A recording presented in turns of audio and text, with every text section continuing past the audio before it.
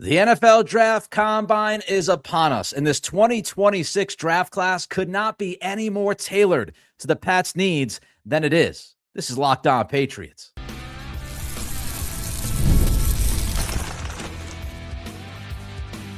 You are Locked On Patriots, your daily New England Patriots podcast. Part of the Locked On Podcast Network, your team every day. What's happening? I am your host, Nick Cattles, born and raised in New England, been covering the Pats for the past 16 years. As many of you know, also the co-host of the Greg Bedard Patriots podcast with Nick Cattles and a sports radio veteran. Welcome to Locked On Patriots, part of the Locked On Podcast Network, which is now the #1 sports podcast network, your team every day. On today's show, the Pats have 11 picks in this year's draft, and that should put them in a spot to be very aggressive on draft weekend. In the second segment, I'll give you 3 names that could be Pats targets at number 31 that I love. But first, even though this draft is not rich with top-tier talent, it is set up for the Pats to do very well. Today's episode is brought to you by FanDuel. Use your profit boost on an NBA future and get entered for your chance to win a trip to the NBA Finals. Play your game with FanDuel, the official sports betting partner of the NBA. If there are no big trades for veterans, we've talked about the Max Crosby possibility. We talked about the A.J. Brown possibility last week. If there are no big trades for any vet that's out there, this draft sets up beautifully for the Pats. Let's start here. The positions that are the deepest in this draft are positions that the Patriots should be looking at, should be targeting. Let's start with defensive end. Now, I believe that edge is one of, if not the biggest need for the Patriots this offseason. And when you look at this draft, pass rusher, defensive end, edge, it's pretty stacked as far as depth goes. Dane Brugler of The Athletic, one of the best in the business, put out his top 100 of NFL draft prospects recently. 15 of his top 100 were edge players. 15 of the top 100. Jordan Reed of ESPN posted back on October 29th that the defensive line was the strongest position group in this year's draft. Daniel Jeremiah of the NFL Network recently posted, if you need an edge rusher, this is a good draft to double up. The depth of the class is impressive. I've got 10 guys worthy of a spot in the top 50. There's another layer of quote-unquote traitsy players beyond that group. ESPN's Matt Miller writing about the defensive linemen in this draft during Senior Bowl week. On Tuesday of that week, Matt Miller wrote, Zion Young, Lee Hunter, Caleb Banks, and TJ Parker all looked like top 40 players. You're going to hear a lot about this defensive line class in the next 3 months. You're the Patriots. You need an edge, at least one edge, if not 2 edges out of this draft coming up in April. And you're looking at the board, and you're looking at top 50 players, top 100 players, and it is littered. Those boards are littered with defensive ends. Plenty of opportunity for the Pats to add a pass rusher with any of their picks, but especially when you look at a first-round pick, their second-round pick, a golden opportunity to land a young, impressive defensive edge that can pass rush for you for the next 6, 7, 8, 9 years. Get a little bit more young at the edge. That opportunity will be right there in front of the Patriots on draft weekend. Another deep positional group in this draft class is wide receiver. Now, here's the thing when we talk about wide receivers. I don't think the Patriots need any more guys who can be a 2 receiver, a 3 receiver, a 4 receiver. It feels like they have enough of those guys. It feels like between Kayshon Boutte and Mac Hollins and Kyle Williams and maybe Pop Douglas and Efton Chisholm and even Stephon Diggs, if you keep him, it feels like you have wide receiver 2 through like 5 or 6 pretty much locked down. The Patriots need a true number 1 guy. Now, whether or not they feel like that guy is going to be in this draft, well, that's up to them. But when you look at wide receiver in this draft class, it is pretty deep. Dane Brugler, positional breakdown. When you look at his top 100, we just told you that he has 15 edges in his top 100 players.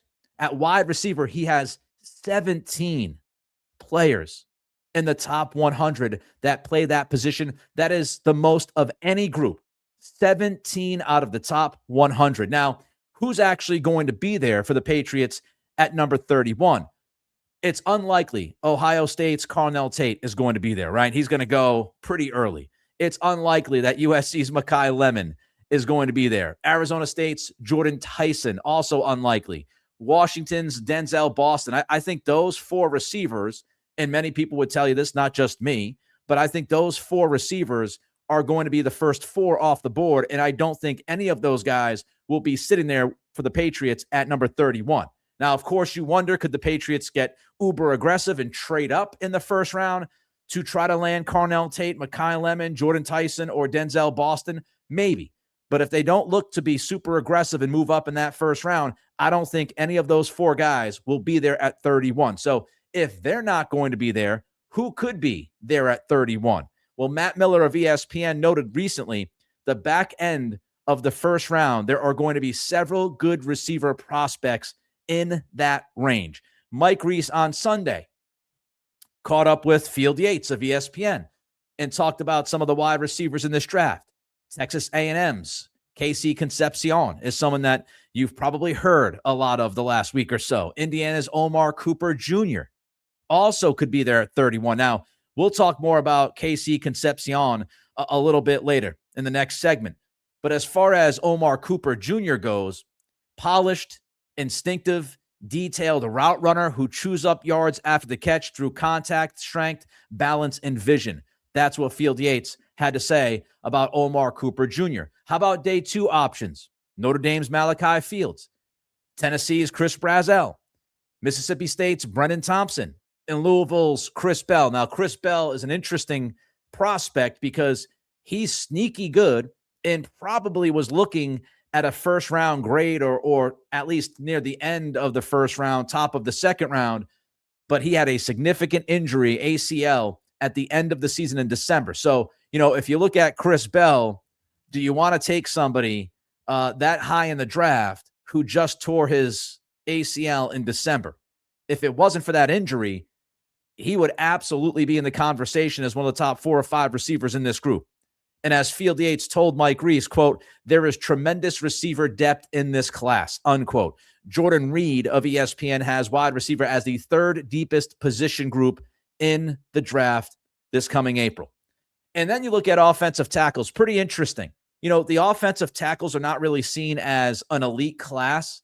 I don't even think you'd look at Will Campbell, Armand Membu, for example, from last year. I don't know if you put any of the tackles that are in this year's draft above those guys if they were all part of the same draft group.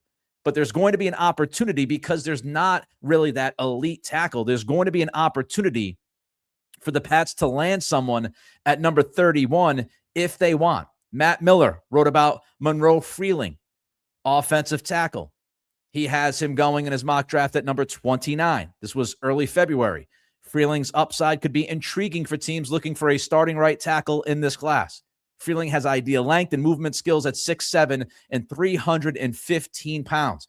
Back to Field Yates. He has the Patriots actually drafting offensive tackle Caleb Lomu, and that's from February 11th's mock draft from Field Yates. Lomu, who took over at left tackle for Utah in 2024, could slide in at tackle or guard for New England. Lomu needs to further develop his strength, but the 6'6", 304-pounder is already a solid pass protector who did not allow a single sack in 2025.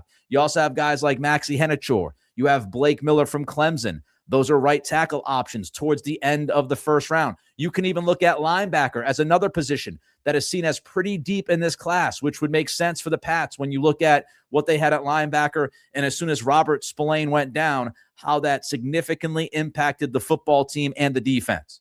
So when you look at these positional groups, when you look at edge and wide receiver and tackle, even linebacker, you start to feel pretty good. Tight end is another positional group that is seen as pretty deep in this draft class.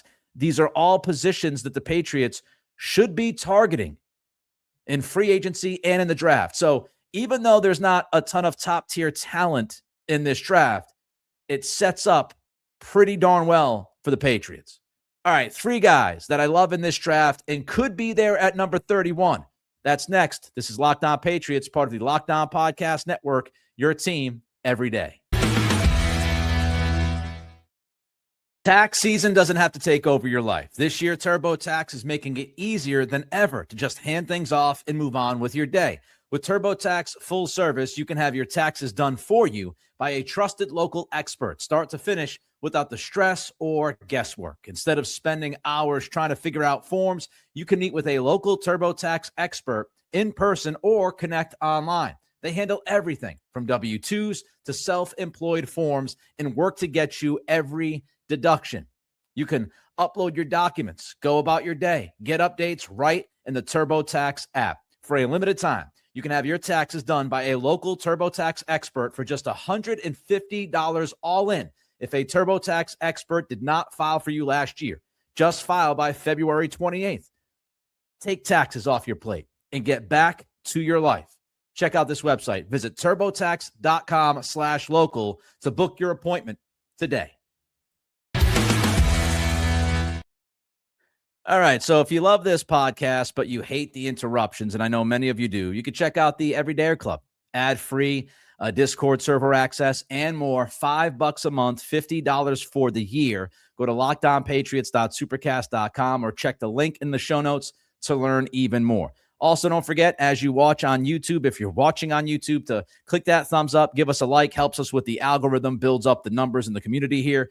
Don't forget to throw a comment in as well. And do not forget to subscribe. We're about 40 subscribers away from 9,000. Let's get there. Let's continue to prove to the Locked On world that Locked On Patriots is no joke. And we can continue to build this community bigger and bigger as we get ready for the Combine this week, free agency in early March, and, of course, the draft in late April. I watch college football. I am not sitting here telling you that I rip through tons of tape. I'm more focused on the NFL season, of course, and watching tape from the Patriots. But I watch plenty of college football, and there are a number of guys in this draft that I like. There are some guys that I love. So I wanted to give you 3 names that I am intrigued by. And I would say borderline love, if not love, that could be at number 31 for the Patriots. I'm not going to sit here and give you names of guys who are going to go in the top 5, top 10. That makes no sense. So let's start with the wide receiver, Texas A&M. We brought him up a little bit earlier in this show, KC Concepción. Now, he is a premier slot receiver, Z-type receiver. Of course, Z-type receiver in Josh McDaniels' offense is somebody that can move all along the line of scrimmage. Think of Stephon Diggs. KC Concepción is that type of guy. He's got tons of wiggle, very difficult to take down by any tackler. He is extremely explosive. When you talk about explosive plays, you talk about playmakers, you talk about yards after the catch ability. KC Concepción is that type of guy. He is a headache for any defense. He can turn a 10-yard pass into a 60-yard house call. And here's the thing, too. He's not the biggest guy in the world. He's 5'11", 190, decent size. He's not that prototypical X receiver. We'll get to one of those guys in a couple of minutes. But even though KC Concepción is 5'11", 190, he can go up and get it. At his size, he can go up and get it. He separates at the line of scrimmage. He separates in his routes, good route runner. And again, the versatility. Yes, mainly a slot guy you look at, Z-type guy, but he does have inside-outside versatility. KC Concepción is one of the players in this draft that I love. I love him. I've seen him play at least a handful of times this past season, and he made plays every single time I watched him play. I think he is a really good receiver and could help the Patriots. Now, I also think it's more likely that somebody like Concepción would be drafted by the Patriots, especially at number 31, if Stephon Diggs is no longer in New England. I think that would be more likely to happen. If Stephon Diggs stays, then it's probably less likely you draft a guy like Concepción because he does a lot of those things that you want Stephon Diggs to do. So KC Concepción on my list at 31. Another wide receiver. Now, this might be a little too early, but you're not going to draft until late in the second round because, fortunately, you got to the Super Bowl this year. Wide receiver Malachi Fields out of Notre Dame. Now, Many of you know I am a Notre Dame fan. I watch every single Notre Dame game. I saw plenty of Malachi Fields. Now, early on in the season, he wasn't doing a whole heck of a lot. But as the season progressed and as the offense kind of found its mojo, Malachi Fields made more plays week after week after week. Now, when we talk about Concepción not having that prototypical X size, that X receiver size, Malachi Fields has that in spades. Malachi Fields is a big human. He is 6'4", 223 pounds. He is that X guy, that big boundary receiver. Contested catches. And I know some of you might freak out and start thinking about N'Keal Harry, but Malachi Fields is somebody who is a contested catch guy. I think he's better than N'Keal Harry. I mean, he is straight up at times acrobatic, can contort his body and make very difficult catches. I saw him sky and make a couple of high point catches this year for the Fighting Irish. He is somebody who, we talk about Mike Vrabel type players and we look at receivers. Vrabel loves bigger guys, loves contested catch guys, loves catch radius guys. And Malachi Fields, when you look at the level of difficulty, some of the catches that he had this past season, I think he's a talented guy. And I don't think he's just limited, by the way, to downfield throws and boundary throws. Fields can be effective in the middle of the field. He can do other things as a receiver.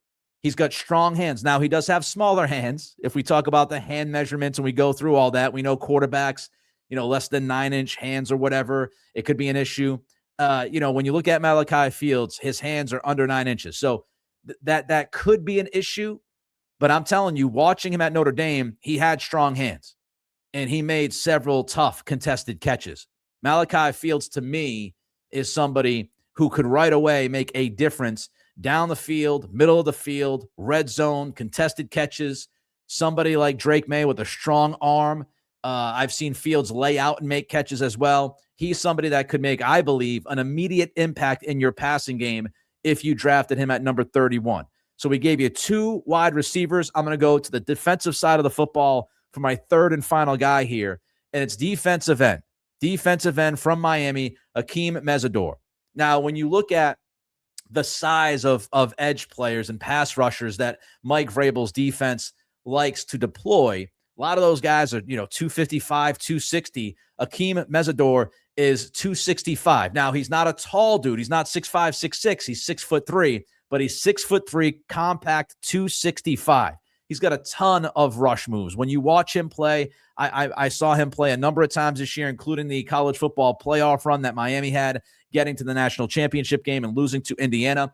I watched Akheem Mesidor plenty of times this year. He's got a ton of different pass rush moves. He can beat guys inside. He can go outside. He has I'm not going to tell you he's Myles Garrett, but remember when the Patriots played Myles Garrett and we talked about the Euro step move where you kind of leap inside? Akheem Mesidor has that Euro step move. He gets upfield very, very quickly as a pass rusher. He also played some inside for Miami. At times, Miami would slide him inside the defensive alignment on the line, and he would play against guards. And when he got to play against guards, he was a massive, massive headache. So Akheem Mesidor, when you look at edge, he might be gone by number 31. He might slip to 31. He's going to be a 25-year-old rookie, so that gets in the way of him going in the top 20. He also has had to deal with some injuries. He had, I think, a foot injury back in like 2023, which was a major issue for him. But we're talking about somebody, again, 6'3", 265, gets upfield quickly, tons of pass rush moves, can play him inside from time to time. He has a non-stop motor, which we know. Vrabel loves guys with non-stop motors. And Akheem Mesidor can also play against the run. He's pretty good against the run. He embraces playing against the run. So 3 names, KC Concepción, Malachi Fields, and Akheem Mesidor. Those 3 guys that I love and could actually be there at number 31 for the Pats. All right, coming up, with 11 picks in this year's draft, it's time for the Pats to get aggressive. This is Locked On Patriots, part of the Locked On Podcast Network, your team every day. Ever wanted to experience the NBA Finals live and in person? FanDuel is giving you the chance to turn that dream into reality with their NBA sweepstakes. Here's how it works. Use your profit boost on any NBA future, and you'll automatically be entered for a shot to win an NBA Finals trip for two. That's right. Flights, tickets, the whole experience. If you're already looking at the board and thinking about which team can make a deep run, this is the perfect time to lock it in. You'll love futures this time of year, whether it's picking a team to win the championship or grab a conference title. It adds the extra layer of excitement to every game down the stretch. And now, not only can your pick cash, but could also send you to the finals. Visit FanDuel.com to get started. Use your profit boost on an NBA future and get entered for your chance to win a trip to the NBA Finals. Play your game with FanDuel, the official sports betting partner of the NBA. Don't forget to like, comment, and subscribe. Help a brother out. Help a podcast out. We appreciate every single solitary one of you. As I was digging in the beginning stages of my draft research, pretty much every single report reads the same. There is a lack of blue chip prospects in this draft. In a similar way, we saw that in 2025, right? We didn't have a ton of blue chip guys. You had Travis Hunter, you had Abdul Carter. You didn't really have a high number of blue chip prospects. And so this draft, the 2026 NFL draft, kind of the same thing. It lacks blue chip prospects in big numbers. And it's not a very deep draft, not super deep. So to me, those two things mean opportunity for the Patriots. And let's get into why. Number one, the Pats have 11 draft picks this year. 11. I don't think you're going to use all 11 of those picks. And that means you're set up. You're set up for plenty of trading options. The Pats, for example, they have 2 fourth-round picks. Maybe you use one of those fourth-round picks to move up in the second round if there's somebody that you really like that starts to fall down that board. So you can use one of or both of those fourth-round picks to maneuver around. Even at number 31, you can try to trade down. Maybe there's a team. Now, a lot of times this happens for quarterbacks, or the idea is for quarterbacks, but any player, right? You draft somebody in the first round, you get that fifth-year option. If there's a team that is higher up in the second round that wants to jump back into the first round to get that fifth-year option on the player that they want to draft, and they feel like they got to make that move or they're not going to get the player, Patriots could easily trade down from number 31 and get in the top 5 or 6 or 7 of the second round and pick up additional picks, which again means you can maneuver around. The Pats also have not 1, not 2, not 3, but 4 sixth-round picks. Those can be sweeteners. You could throw 1 or 2 of those to maybe move up in the 4th round. So there's going to be a lot of opportunity for the Patriots with their 11 draft picks to move around the board, and I think they should be aggressive. Not a lot of blue chip guys, not a super deep draft.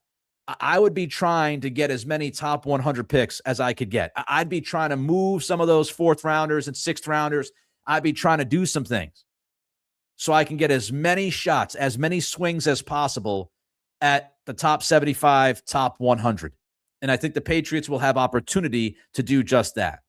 Another part of this draft, there are a number of guys that are at a similar talent level. And so what that means is draft position is a little less important.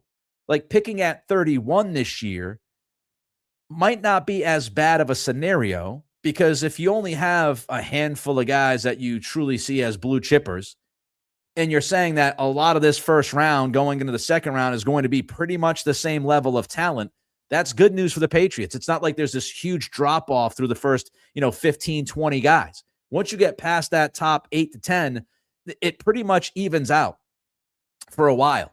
And I think that's good news for the Patriots. I mean, Matt Miller of ESPN posted recently, the 2026 class lacks a high number of prospects with a first-round grade.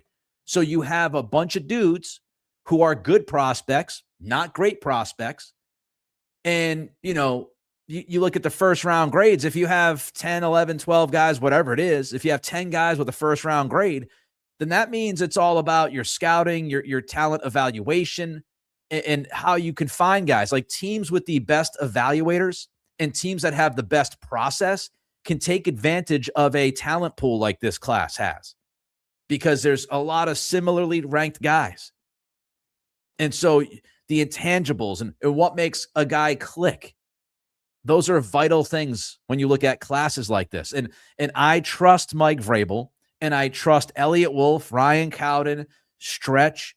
I trust these guys to find players who are going to be underdrafted, so to speak. I trust Mike Vrabel in this front office to be able to find those types of guys. And I think you're going to have a number of those guys. There's not much of a difference between the guy who gets picked at 31 and the guy who gets picked at 25 or 22.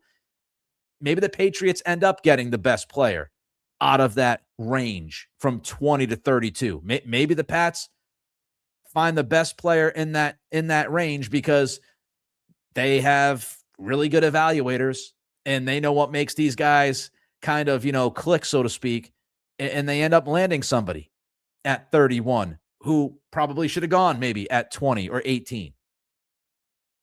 I'd also look at this and say, because the Pats have 6 picks, rounds 5 through 7, you have a lot of opportunity at like lottery tickets. And you have a lot of opportunity to draft guys who can set up competition for you.